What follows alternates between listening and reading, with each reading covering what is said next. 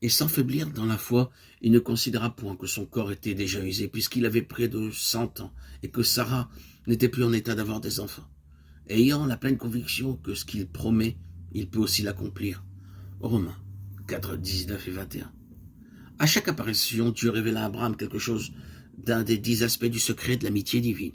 Ce fut une révélation progressive. Si vous avez des escaliers chez vous, vous ne les gravissez pas tous à la fois, mais l'un après l'autre. Il en fut de même pour Abraham. Dieu lui apparut 2 fois dans Genèse 12, puis dans les chapitres 13, 14 et 15. Le chapitre 17 relate la 6e apparition lorsqu'Abraham était âgé de 99 ans et qu'il n'est plus possible à un homme d'avoir un fils. Lui et sa femme étaient devenus comme des arbres secs.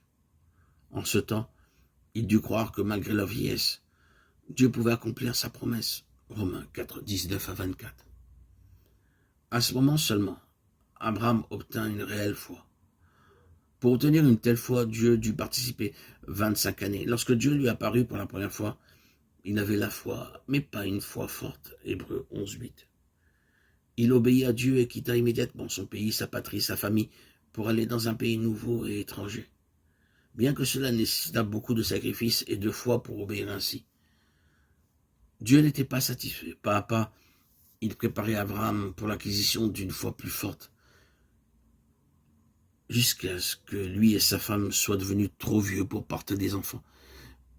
Ils ne purent pas avoir d'enfants jusqu'à ce que Dieu mette en eux une vie nouvelle.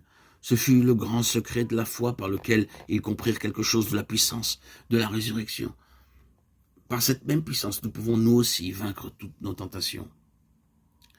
Afin que l'épreuve de votre foi, plus précieuse que l'or périssable, qui cependant est éprouvé par le feu, ait pour résultat la louange, la gloire et l'honneur lorsque Jésus-Christ apparaîtra.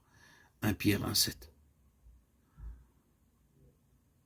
Paul s'exprime avec un grand désir aux Philippiens. Ainsi, je connaîtrai Christ et la puissance de sa résurrection.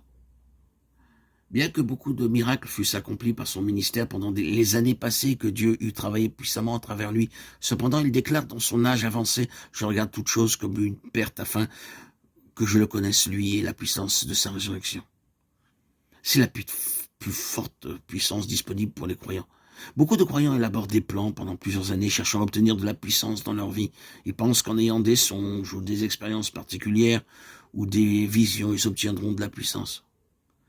Mais ils demeurent toujours faibles, ils ne réalisent pas que la puissance de la résurrection est à leur disposition.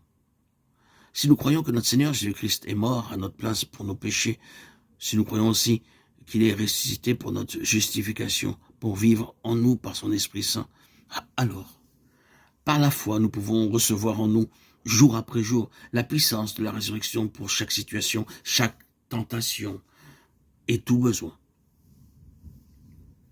Pour nous accorder une telle foi, le Seigneur nous fera passer par des situations douloureuses et des épreuves. Nous voyons cette pensée dans 1 Pierre 1, 7, 11. L'or doit être affiné par le feu. Il ne peut pas être lavé ni par le savon, ni par l'eau. L'or est raffiné toujours à nouveau par le feu jusqu'à ce que chaque impureté soit brûlée. De même, pour nous débarrasser de nos doutes et de nos manques de foi, nous devons traverser des feux de raffinage.